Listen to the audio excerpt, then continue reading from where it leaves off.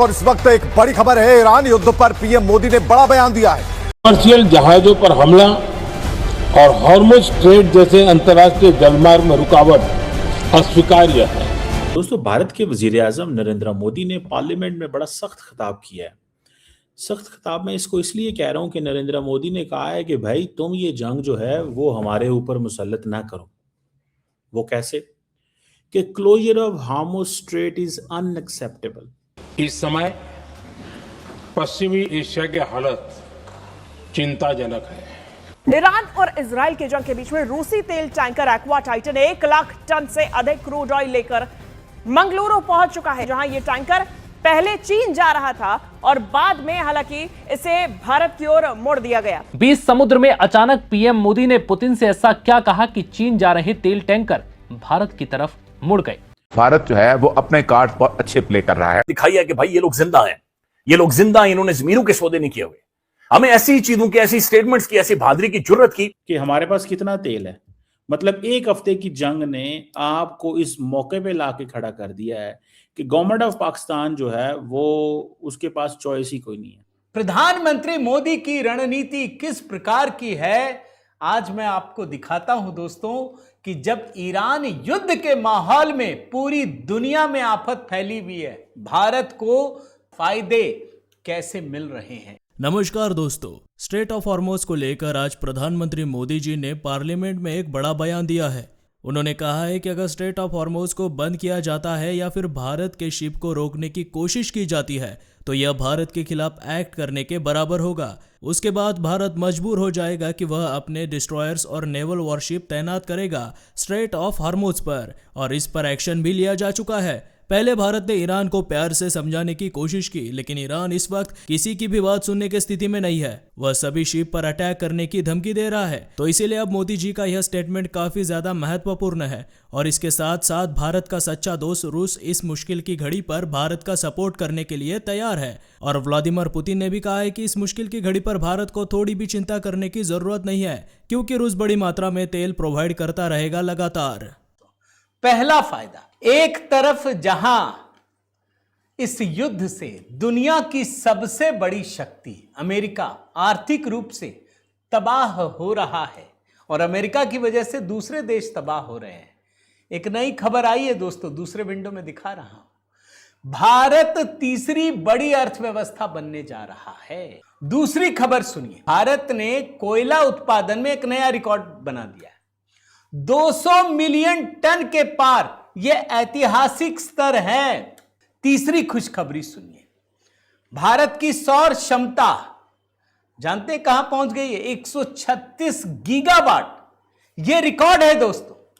खुशखबरी नंबर 4, अंतरराष्ट्रीय rating agency है फिच, उसने भारत की आर्थिक तरक्की के दर को बढ़ाते हुए 7.5% कर दिया। दिसंबर 2025 में फिच ने भारत के जीडीपी ग्रोथ का जो फोरकास्ट किया था वो 7.4% किया था, उसको बढ़ाकर 7.5% कर दिया।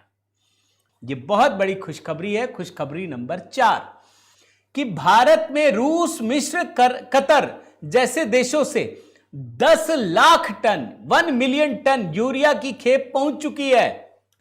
खुशखबरी नंबर 6, भाई ईरान इजराइल युद्ध की वजह से दोस्तों दुनिया में 85 देशों में तेल और गैस के दाम बढ़ गए। भारत में आपने देखा जो आम लोगों के यूज का है, हाँ ठीक है, जो पेट्रोल का सबसे ऊपरी वर्जन है उसको बढ़ाया गया है, लेकिन नॉर्मल लोग जो भराते हैं उसमें तो कुछ नहीं हुआ। यह स्थिरता है दोस्तों, और स्थिरता मतलब तमाम विपरीत परिस्थितियों के बाद है। यह बात आप समझिए, यह भारत के लोगों के लिए खुशखबरी है।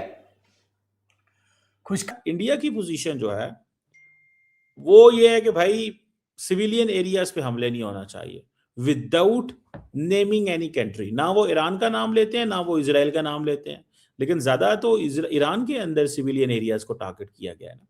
ऑयल एंड एनर्जी इंफ्रास्ट्रक्चर, वो कहते हैं आप लड़ते रहो, हम इस लड़ाई में आपको नहीं रोकते, लेकिन हमारा नुकसान ना करो। सो वो कह रहे हैं जी स्ट्रेट ऑफ हॉर्मुज को जो क्लोजर है वो अनएक्सेप्टेबल है। इससे एक मुराद ये भी है कि भारत को अलाउ नहीं किया जा रहा उस तरफ फ्रीडम ऑफ नेविगेशन।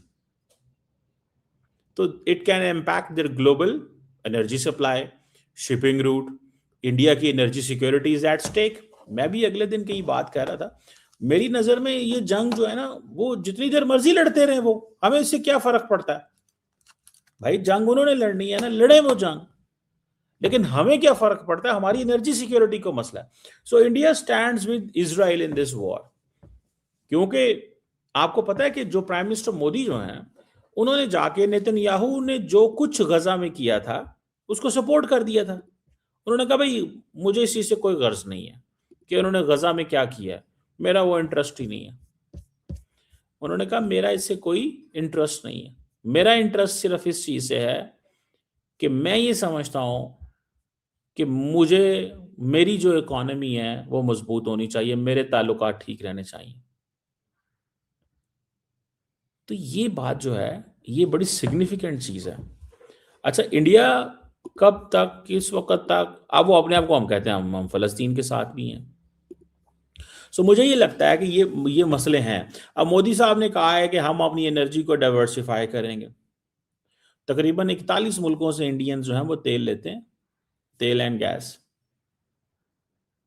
और वो इसलिए ले रहे हैं बिकॉज उनको पता चला है कि ये अगर फॉर एग्जांपल आप अब क्योंकि जंग का माहौल है, सो इंडिया की जो एक ब्रॉडर डिप्लोमेटिक मैसेजिंग है वो यही है कि भाई हम तमाम मुल्कों के साथ।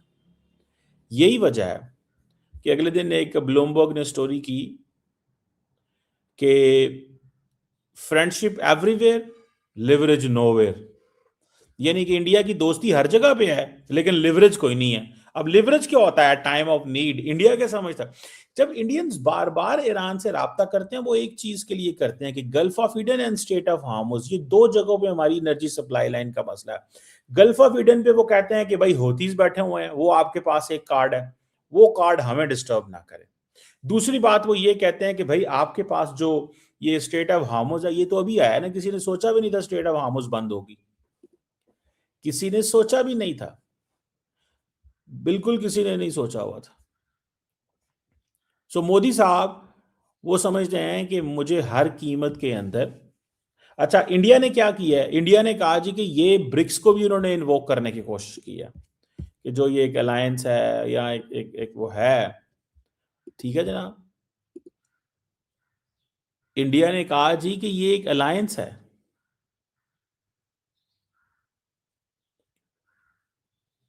इंडिया ने क्या कहा कि ये एक अलायंस है। तो वो अपनी इस पोजीशन में लगे हुए हैं कि हमें किस तरह कैसे कोशिश करनी। इंडिया ने ब्रिक्स को भी इन्वोक किया, लेकिन ब्रिक्स का, अच्छा ब्रिक्स में ये है कि there is no one country, UAE is also part of the BRICS. UAE भी ब्रिक्स का हिस्सा है और ईरान भी ब्रिक्स का हिस्सा है। सो ईरान की फ्रेंडशिप बहुत है, इंडिया की फ्रेंडशिप बहुत है, बट लिवरेज का मसला आ रहा है कि from where they can get what they want to gate.